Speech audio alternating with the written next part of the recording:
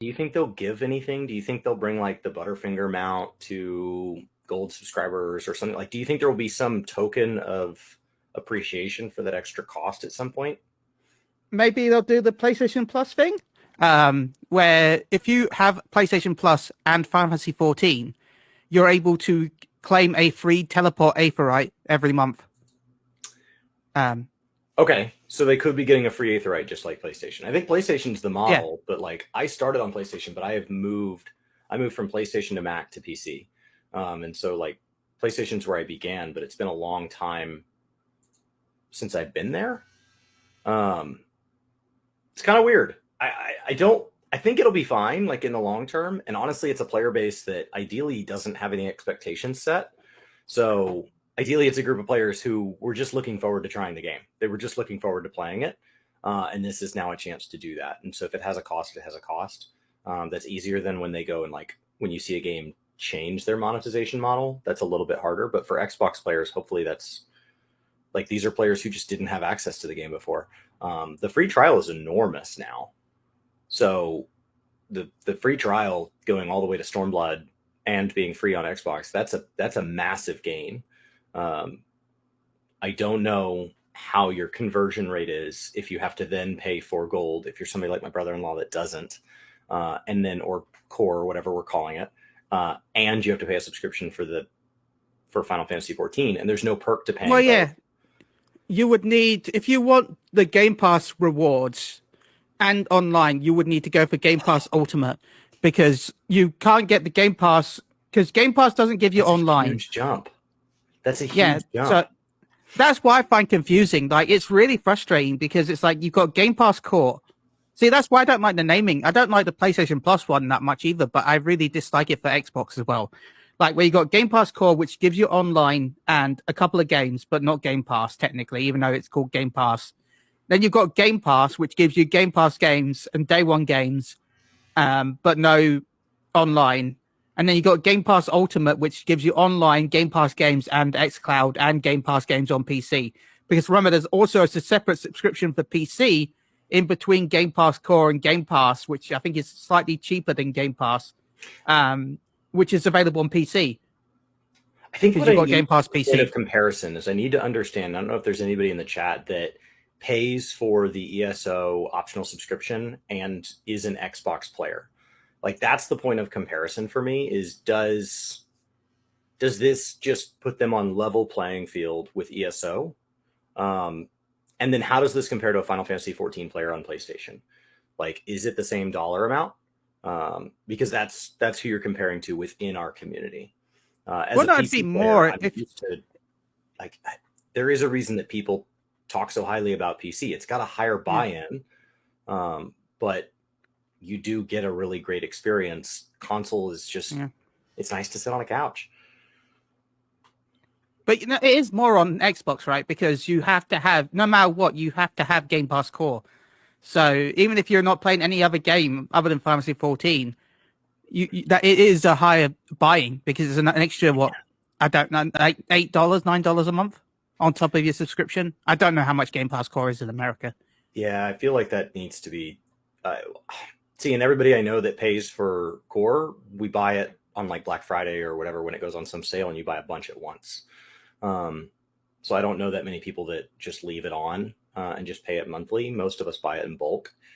So I think that's a spreadsheet that I need to make is to go understand like what does a PlayStation only player pay for Final Fantasy 14, and what does an Xbox player pay who is getting the full experience within ESO, and that could give us a good guide to what's going to happen with World of Warcraft, because that's the other elephant in the room is like they're in the process of hopefully coming to Xbox as well. So it's gonna be the same thing. Is how do you pay for that? Especially because these are games that don't really have a free version. Like the free trial for Final Fantasy 14 is huge, but it is not the full game. Um, I felt like I had a more full featured experience on ESO as a free to play player than I would on WoW or 14. Um, WoW especially. WoW's trial is better than the first hour or 2 hours of Final Fantasy 14, Yeah. but then that's it. Like you've traded quality for quantity, 100%. Okay, so then the next subject to move to would be GeForce Now, and other services like it. How does this By the way, integrate onto before we move Sony? on, sorry, Mhm. before we move on, I really do not expect WoW to become part of Game Pass subscription. I know Brian is fighting for it, but I don't think we'll get it. But instead, I feel like we're going to get WoW tokens probably every couple of months that might equivalent a sub if you want to use them. Yeah, they have this trading post and things like that. So there are ways to kind of gift cosmetics. I think it'll be more cosmetic than a WoW token. Um, but I agree with you that it'll probably be a gesture and you'll still be expected to pay your subscription. Um, I agree with that. I think World of Warcraft is just, it's too premium of a product. I understand there's a lot of people that dislike WoW and they're, both in and out of that community, people who have both played it for years and never played it at all. A lot of people hate WoW. But it is a premium product. Like when you go compare it to the initial offering of a brand new MMO, it's a huge game. And I just don't see why they would give that away. Now, I could see Dragonflight maybe being added to Game Pass. So the way World of Warcraft does things now is if you just pay your sub and that's it. Yeah. Then you get all the way up to, but not including the current expansion. So in Final Fantasy 14 terms, as a giant summary, this is my understanding, is a brand new player today would be able to play, they would do the free trial. And then at some point they'd say, I want to be able to trade on the market board and all these other things, right?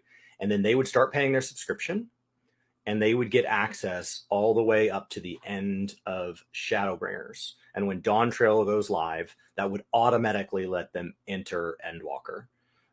So it's literally come and go, pay your monthly sub as much as you want. If you ever want to play in the current expansion, that's when you become somebody who pays that extra $60 every other year or whatever that price point may be. But I think that, Fido may have hit it right there is maybe Xbox says we're going to put it in with the free to play games because it's in-house studios. So we're going to give it some perks. Maybe. I don't think that Game Pass itself will do anything. Now they could do things like the free login weekends. So you could do these weekends and you could make those Game Pass exclusives where once a quarter you can log into your WoW account and be in current content or whatever. Or they could give out an extra character boost, or it doesn't mean they can't give things of value. I just don't think they're going to give up that subscription. It would be like if Final Fantasy was owned by Sony and like owning a PlayStation gave you a Fantasia. I will say I do hope they change that model for expansions for Dawntrail. Because as you said, you get access to Endwalker when you purchase Dawntrail when Dawntrail comes out, right? So if you wanted to play Endwalker, you would have to wait until Dawntrail is released, and then you can then start Endwalker. That's correct, right? Yes. So you have to wait for it to release to get access to the previous. I hope they change that. I really for WoW, but what about 14? I thought you have to wait until. So I think the issue is like this is the first time we've introduced this many new players intentionally. Like the wave going into Endwalker was not entirely driven by like marketing or anything like that. A little bit of it was luck.